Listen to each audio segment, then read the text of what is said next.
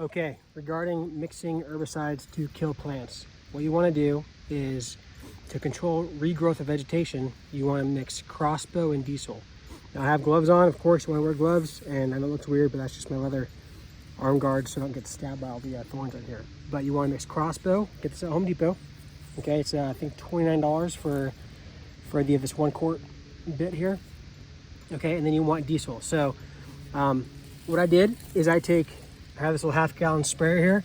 Now it's obviously full more because I had already used a half-gallon worth and there was only that much left. So it looks like it's filled. It is filled more, but there's an additional half-gallon here. You want to do, for every gallon, you want 5 ounces of Crossbow. So for every gallon, 5 ounces of Crossbow. Now I'm mixing the remaining half-gallon. I have bought a gallon, and I did half of it, and then I'm on the next batch. So I'm going to mix not 5 ounces, but 2.5. But since technically what you want is a 4% solution, 4% Crossbow to the other 96% Diesel, that actually comes out to 5.1 ounces to keep that 4% mix.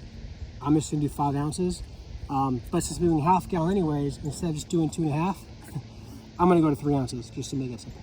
But a stronger solution. It really doesn't matter. As long as you have 2.5 ounces for every half gallon or 5 ounces for every gallon, you're good. If you want to err on the side of a few drops more, perfect. That's all you gotta do. So I'm gonna pour this real quick. I'm gonna pour it inside and then we'll talk about how you actually apply it. Okay, so actually took back what I said. I went just over 2.5. I didn't go quite 3. But you just pour it in like normal. Now you would want to typically mix, oh see, I'm getting pretty close to the end there. I'm going to mix it to a bigger tank. Okay, I'm gonna go mix this into a bigger tank and then put this back in. Regardless, it'd be the same thing. It'd be this. I'll add it to that, but I have just too much in that little sprayer. But that's what we're gonna do, and then after that, I'll show you how to apply it. Okay, so we have the actual Crossbow mixed with the Diesel. I had to pour it into back into my Diesel container since it was empty. I had the rest of the Crossbow shake it up and refill it. But you get the picture. You know, I'm not professional here. I'm not perfectly staged here to do it. I just want to make sure you guys have a chance to see it. So when you come to spraying, you don't want to spray trees like a cedar tree. So a cedar tree, if it still has a needle on it, it'll grow back. If it still has needles on it, like a really small, skinny little cedar tree, like a really small, skinny cedar tree, it'll grow back.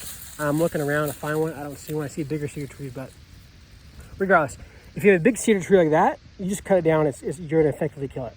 But things like autumn olive and certain vines and locust, black locust, and sweet gum, trees like that, they're going to resprout. So when you cut them, you're gonna have resprouting. So see this tree here? This is actually a really good example. See this tree here has got 3. This is actually all the same tree. It's off the same root. So this I just cut a few minutes ago and already applied the spray. But I didn't even think about it that this was all from that same kind of tree. So it's a perfect example of when you cut it, if you try to go quick and bush hog it or something, and you cut a small sapling, bigger tree won't be able to cut. But if you cut small ones like say this here and just using loppers and cut them, you know, treat them, you're gonna have things like this. Where instead of having 1 this year, you're gonna have 3 next year. And other examples here. These have been cut. When the guy said he used to bush hog this, the previous owner, he said the trees just keep coming back. This is what he's talking about. And he gave up 2 years in, and they only had the house for 3 or 4 years, the property. And he said everything I cut, it would always come back more. Well, he didn't understand the principle of having to treat it first. So this is exactly what's happening here. Great example, actually. So looking at this, what you want to do is on a tree, when you cut a tree, everything in here is actually dead. It's just the structure of the tree itself. And all those little rings you get, those are actually growing season. Typically we all see them as years, but you can have 2 growing seasons essentially in a year if you have spring and fall or whatever. But so essentially though, you have the outer layer, which is the cambium layer. That's where you try and target, because that's actually the part that's living. The cambium layer is made up of 2 things, 2 main components, the xylem and the phloem. Phylum and xylem. The phylum pulls nutrients down, and the xylem sips it up. So anything that's in the root system and is going to the leaves, it's the xylem. If it's energy and sugars, whatever, or just photosynthesis, light coming in, and it's pulling all those sugars down. Once it creates sugars out of that light, it goes down through the phloem. So we're targeting the root system. So we're going to spray the outside. Even if we're targeting the leaves, doesn't matter. You're still going to target this outer layer, and that's all you need to do. Now, bad example here, I'm using this guy because I used to use this for when I had a small orchard at my other house.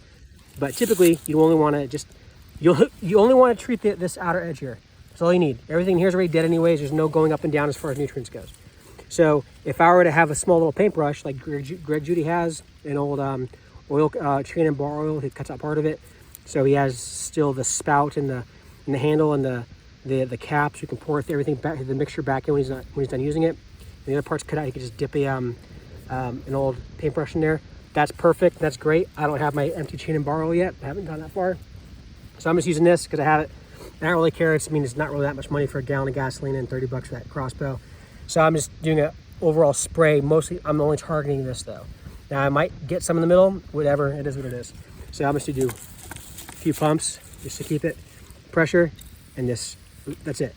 Really, really quick. Boom. That's all I need to do. So if you have smaller trees that you've targeted, like this one here, that you might target. A lot of the smaller bits there, an inch and a half. Same thing. Just a quick boom. That's it. That's all you got to do.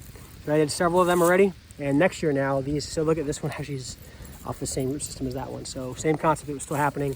Trees want to, everything, life finds a way, life tries to find a way. So as the old adage from Jurassic Park. And those of you who started going do do do do do do do do, yeah, my people, good on you guys. So anyways, that's how you do it. Very, very simple. Make sure as you're clearing, do yourself the favor, do the cut, do the spray, and you want to spray within 5 minutes. They say at the very most 10 to 15.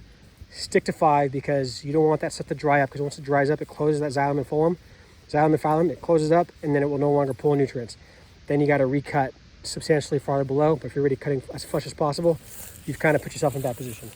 Okay, that's about it. We're going to keep going. We're going to start cutting. We're going to keep cutting, keep spraying, and we're going to get this portion done so we can start working on the fence line.